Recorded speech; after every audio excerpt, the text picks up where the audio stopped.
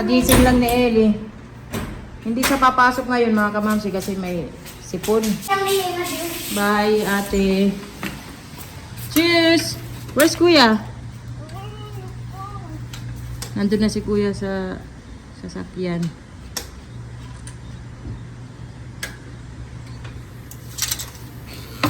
Hindi muna namin pinapasok si Ellie kasi nga may sipon siya. Baka ipa-check up namin siya mamaya. Practice pa naman nila ng sayaw para sa kanilang Christmas party. Kawawa. Sinisipon kasi siya mga kamamsi.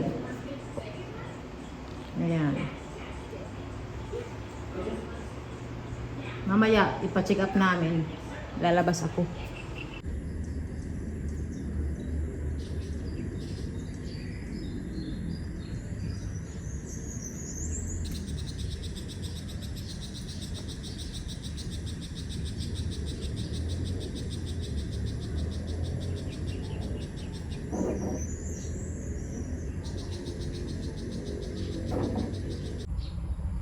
Lalagyan ko ng cover yung aming table dito kasi umaaraw.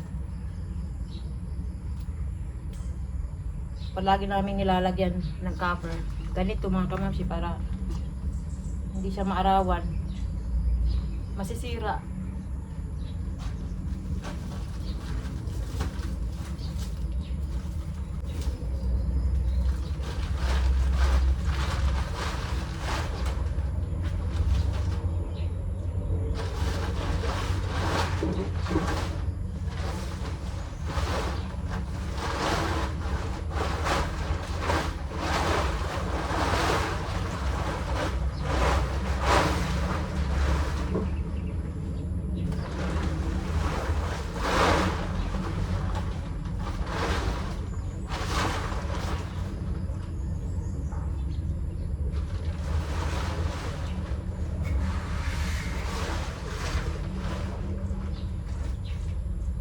Pakita ko sa inyo mga kamamsi yung nalunggay dito. Ayan, oh. Marami ng dahon. Pag marami na yung dahon, makakatulong na yan sa araw.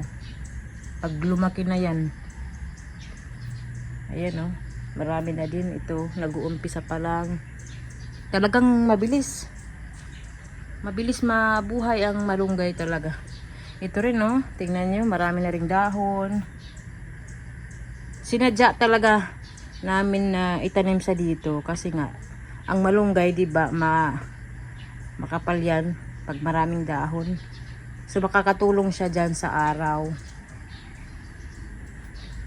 Mapoprotektahan yung aming table pag ganyan. Pati rin dito, ayan, may malunggay. Ito tatanggalin namin ito na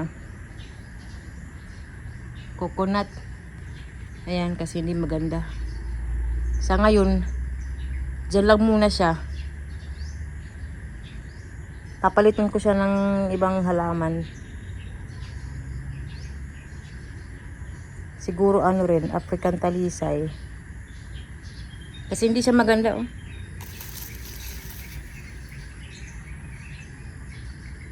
Pag may ano na, may budget, mapapalitan siya. At saka ito, hindi pa namin na bibilhan ng magandang paso. Maganda siya. Para siyang gabi.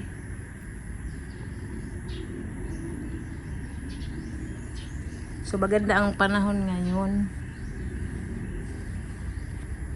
Maaraw.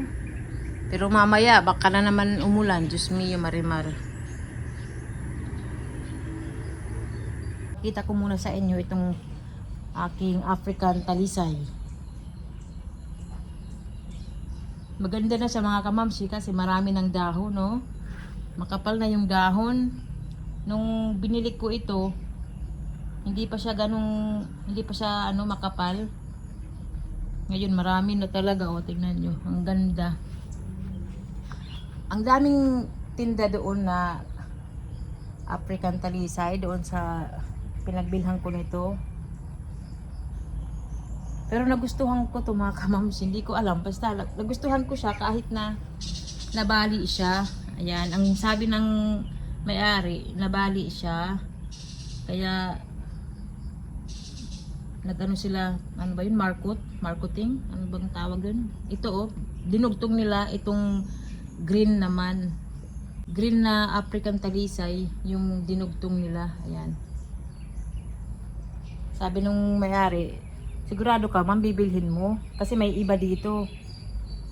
Kasi ito na anong araw, na bali. Sabi ko, okay lang sa akin. Kasi nagagandahan ako sa kanya. Kasi mataba siya na ano, African talisay. Ayan. Mataba na hindi siya matangkad, ganyan. Cute lang. Ang ganda. Pag may budget, bibili ako ulit nito mga kamamsi kasi gustong gusto ko siya. Simple lang siya na halaman pero maganda. Ito na yung mga alugbati oh.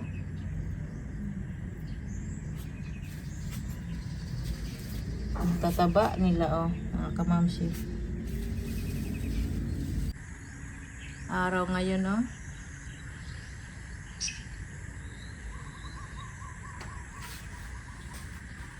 Tahimik lang dito sa lugar namin.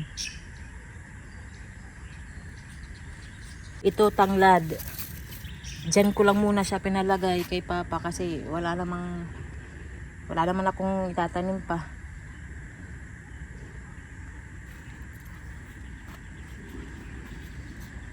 Ito na yung alugbati, yung nilagyan ko lang mga kawayan.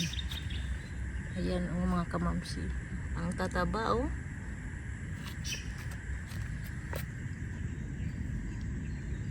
Ayan. Yung sobra lang ito, sana bili ko sa palengke na alugbati.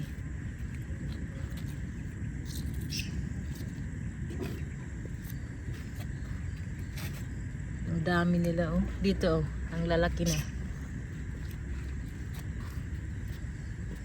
Ayan.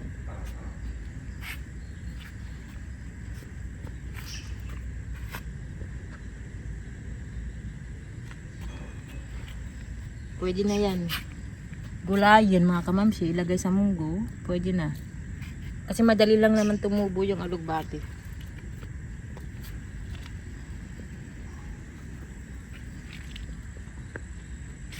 Wala pa si Daddy Marco.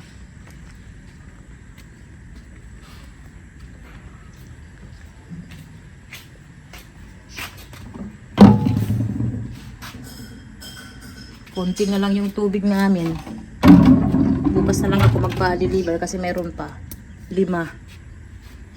Ito yung ginagamit namin na ano, pangluto. Tapos pang inom nila mama, ganyan.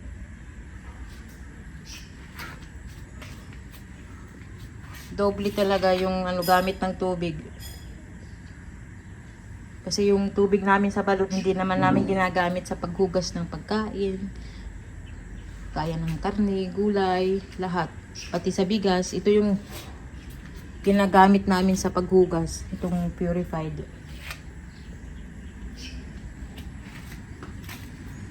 Ay, nandito na si Daddy Marco. Ayan. At saka, nagpalagay kami dito ng maliit na gate, mga kamamsi. Ayan. Dahil may pusa. Pero ganun pa rin. Umaakyat pa rin yung pusa. Para din sa ahas, kasi may ahas dito. Ayan, pinalagyan namin. Ay, hello Daddy, good The money morning. was only enough for one jacket. Okay. The lady over there, she has a around the head. Maybe she made an accident. Oh, really? It's all a cover around the head. She looks like an alien. Or maybe she had a surgery. Or a surgery, yeah. Beauty surgery. Yeah, beauty surgery. That's aging. Yan lang muna ang nabili ni Daddy Marco kasi hindi siya My last money. Hindi siya nag-withdraw.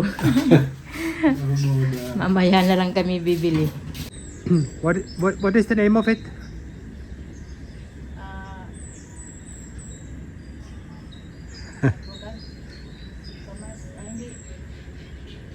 Describe it. What it is? It's a sour one. Sour one. Ano kaya ang Tagalog? Nakalimutan ko.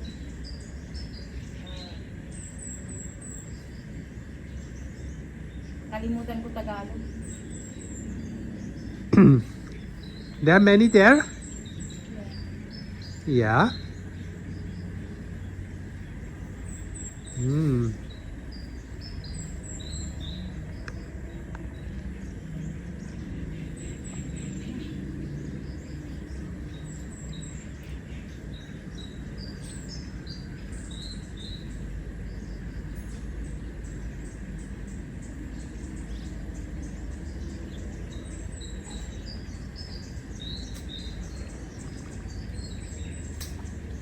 Really? Show the harvest. Cannot reach. Too high. You need to go around the tree.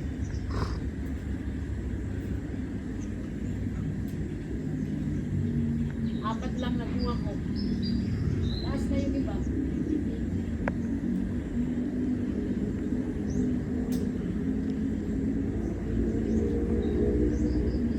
Try, Daddy. I try. Sour. Your breakfast. Apat lang yung nakuha ko kasi yung iba nasa taas. It smells like a sour apple. Apple. Or it's like the same, the kleine cucumber.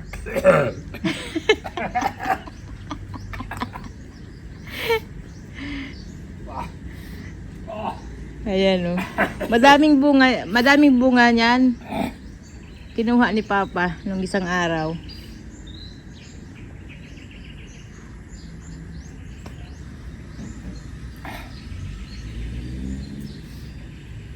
So, look, Papa is very nice down here.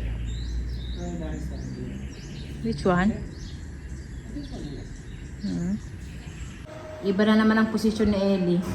Palipat-lipat yan siya dito sa aming sofa. May nag-comment pala na bakit palagi si Ellie ang nasa vlog. Kasi mga kamamsi, may pasok yung dalawa. Si Ellie kasi hanggang alas 12 lang yung pasok niya. So siya lagi ang nasasama. Tapos minsan yung dalawa ayaw. Hindi ko naman pinipilit. Kasi mag-iiyak lang, di ba? Pumunta siya dito sa akin.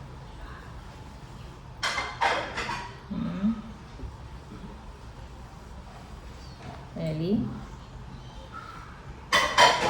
Goto na, dali. Marami pala ang nagtatanong mga kamamsi kung magkano daw yung nagastos namin sa aming bahay. Malaki din siya. Bali ang nagastos namin 5 milyon. Pero lahat-lahat na yan mga kamamsi, kasama na yung mga furnitures ganyan, dining table, mga aircon, yung TV, sofa, ayan. Kasama na rin yan yung aming outdoor kitchen, lahat, yung tangke, pressure tank, lahat-lahat na. Lumaki kasi yung gastos kasi nga nagpa-renovate kami dito sa unang bahay namin. Pinalitan yung mga tiles, pati sa taas, tiles sa toilet, lahat. Pero na rin kami niya, mga kamamsi, mura-mura na din kasi kami lang naman din ang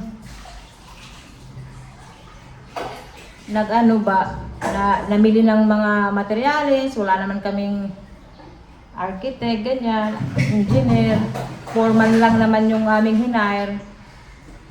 Pero nagpagawa ako ng house plan sa architect. May plano yung bahay namin para matibay. Tapos yung interior, ayan, ako na ang nag-design.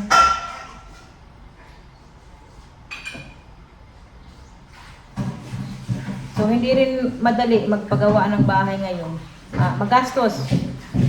Yung mga materialis, magastos mga kamamsi. Kaya kailangan matyaga ka mag-canvas ng mga materialis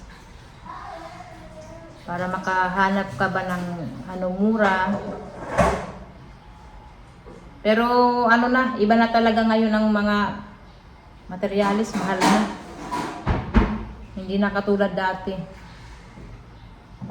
So ayan mga kamamsi, nasagot ko na yung tanong ninyo kung magkano ba yung nagastos namin sa aming bahay.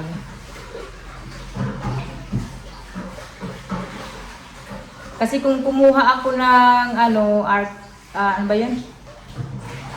Architect ba na nag-check ng aming bahay or ano ba yun mga kamamsi, yung kumuha ako ng contractor, mas malaki yung magagastos namin.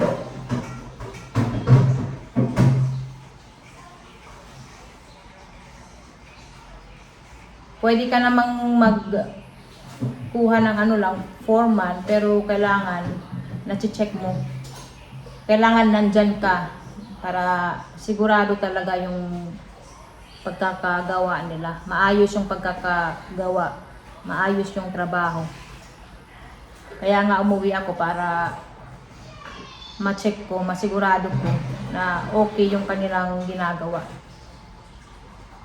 So ayan mga kamamsi, tatapusin ko na yung video kasi nga kakain pa ako. Tapos ipapacheck up pa si Eddie. Maraming salamat sa panonood ninyo. See you sa next vlog. Bye bye!